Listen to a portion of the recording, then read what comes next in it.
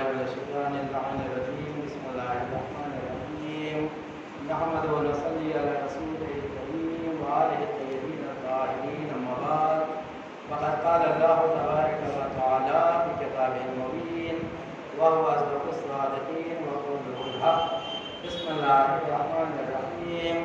ادعوني استجب لكم. صلوات پڑھیں.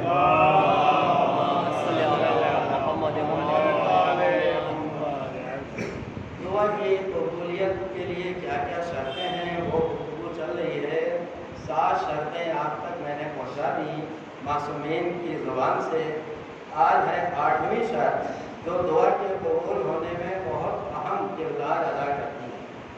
8ویں شرط یہ ہے کہ دعا کے بعد تضرع زاری اور انکساری اپنی طرف سے پیش کرنا پڑے گا. یعنی گریہ کریں، تضرع کریں، انکساری یعنی اپنے آپ کو بہت ہی ناچیز بندہ بنا کر کے آپ بارگاہ الہی میں دعا کریں تو دعا قبول ہوگی.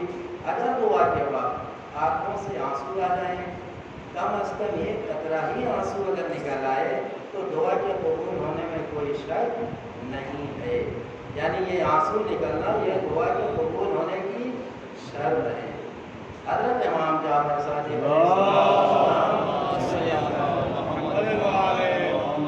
ارشاد فرماتے ہیں کہ مقرب ترین بندے خدا وہ ہے جو پیش معبود حالت سجدہ میں ہو اور گریہ ہو. اور اگر بندہ دعا کے قبول ہونے سے نا امید ہو گیا ہو تو وہ اپنے دونوں ہاتھ آسمان کی طرف اس طرح بلند کرے جیسے کسی کے سامنے دست طلب عاجزی کے ساتھ بڑھاتا ہے.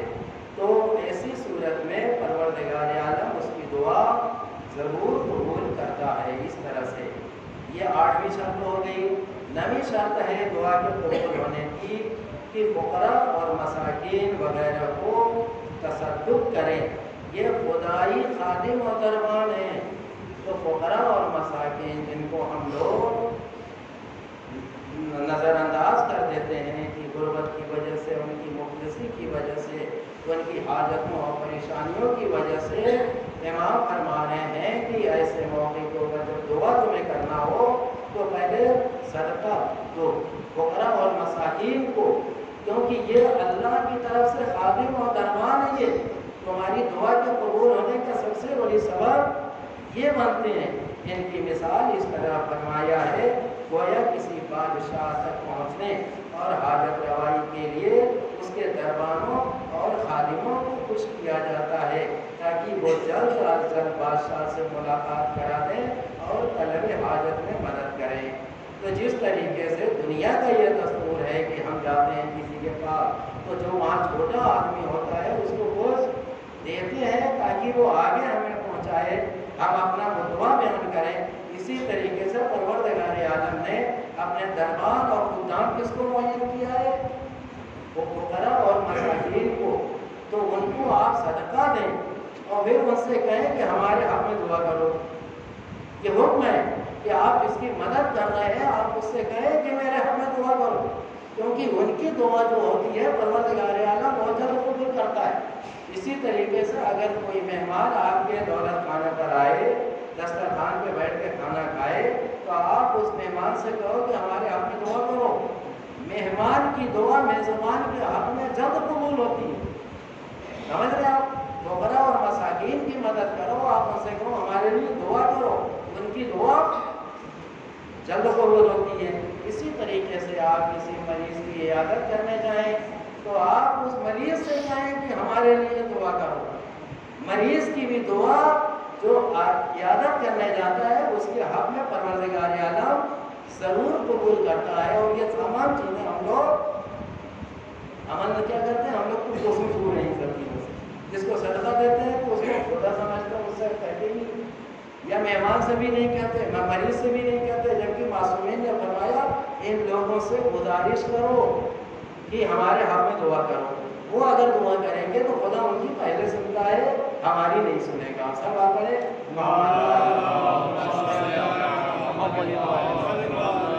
تو 9ویں شرط آپ کے ذہن میں آ گئی کہ مطلب فقراء و مساکین کو صدقہ دینے کے بعد دعا کیا جائے.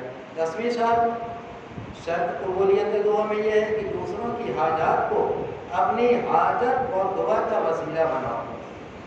جو دوسرے حاجت مند ہیں، محتاج ہیں، ان کی حاجت کو اپنی حاجت کا ذریعہ بنا دو کہ ان کے توفیل میں، ان کی حاجتوں کے توفیل میں پروردگار ہماری حاجت کو پوری فرما۔ یہ معصوم فرمان ہے۔ 10ویں شرط ہے، یعنی اگر کوئی شخص اپنی حاجت کسی کریم کے سامنے لے کے جائے اور دوسروں کی حاجت کو پیش کریم پہلے رکھے، بعد میں اپنی پہلی حاجت بیان کرے، تو وہ کریم ان کی حاجات کے ساتھ اس کی دعا و حاجت بھی قبول فرما لیتا ہے، کیونکہ وہ یہ سمجھ جاتا ہے کہ یہ شخص دوسروں کے لیے مستحق آیا ہے تو میں اس کی بھی تمنا پوری کر دوں۔ یعنی اگر آپ کسی کی ضروریات لے کے کسی کے پاس جائیں، سمجھ رہے نا آپ، اور وہاں جانے کے بعد اس کی ضروریات کو پہلے پیش کریں، پھر اس کے بعد آپ اپنی ضروریات کو بھی بیان کریں، تو سامنے والا کہے گا کہ یہ آدمی ضرورت مند ہے، وہ اس کی بھی ضرورت پوری کرے گا اور ہماری بھی ضرورت پوری کرے گا۔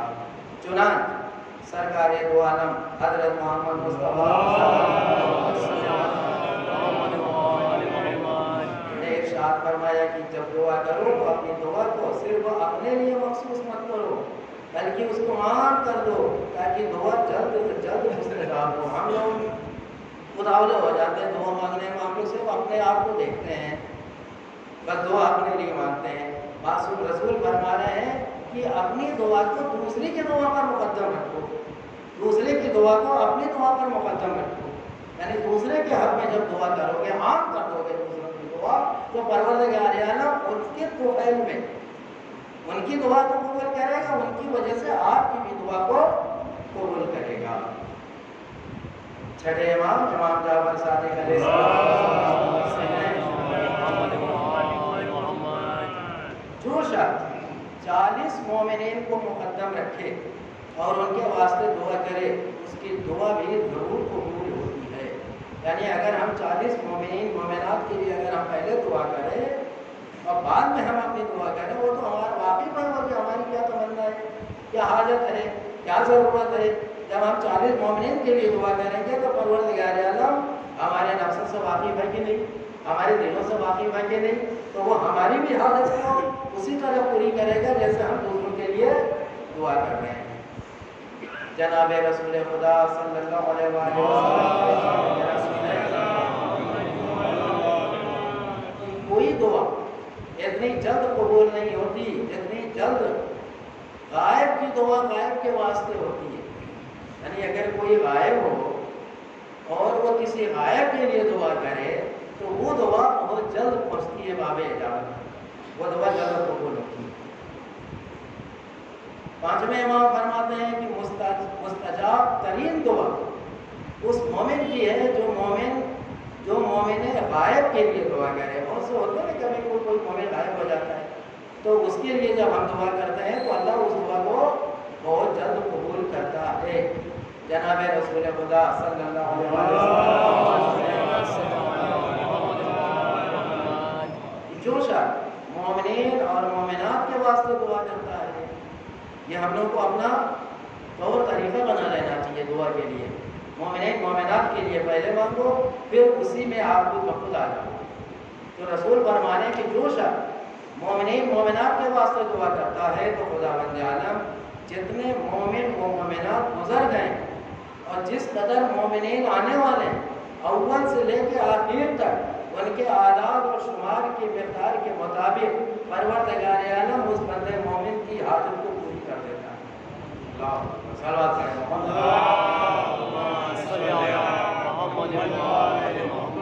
جو شمار ہے، یعنی جو مومنین مومنات جو گزر چکے اور جو مومنین پیدا ہونے والے آنے والے ہیں، ان مومنین اتنی تعداد کے برابر پروردگار عالم حاجتوں کو کس کی پوری کرے گا؟ جو مانگ رہا ہے۔ اور اگر اس کے اعمال اس کو جہنم کی طرف لے جا رہے ہیں تو تمام مومنین اور مومنات کی ارواح فریاد کرتی ہیں کہ پالنے والے یہ تو ہمارے واسطے دعائیں کر رہا تھا، اس کو بخش دے۔ سبحان اللہ۔ یعنی اگر ہم تمام مومنین مومنات کے لیے دعا کریں اور ہم اپنی کچھ گناہوں کی وجہ سے اگر ہم جہنم میں ڈالے جائیں گے تو وہ تمام مومنین مومنات گڑ گڑا کے فریاد کریں گے بارگاہ الہی میں کہ پروردگار یہ تو ہمارے ہم نے دعا کر رہا تھا، اس کو جہنم میں کیوں ڈال رہا ہے؟ تو جب اتنے مومنین جب فریاد کریں گے تو ایک بندے مومن کو پروردگار عالم کیا معاف نہیں کرے گا؟ جہنم سے اس کو نجات نہیں دے گا، جہنم سے اس کو نجات دے کے اس کو بخش دے گا اور داخل بہشت فرما دے گا۔ دیکھیے یہ رسول خدا کی حدیث ہوئی ہے۔ ساتویں امام موسیٰ کاظم علیہ السلام، جو بندہ مومن غائب کے لیے دعا کرتا ہے خدا بند عالم 100 گنا زیادہ ثواب اس کو عطا کرتا ہے، 100 گنا ثواب۔ تو اس کو یوں مان کے چلیے کہ دعا جو ہے اس میں ثواب بھی ہے، صرف حاجت ہی پوری نہیں ہوتی، ثواب بھی ملتا ہے دعا مانگنے میں۔ اس لیے تاکید ہے کہ دعا مانگو، گڑ گڑاؤ، اپنے آپ کو پیش کرو پروردگار کی بارگاہ میں۔ یہ 10ویں شرط ہوگی جو اتنی تفصیل تھی۔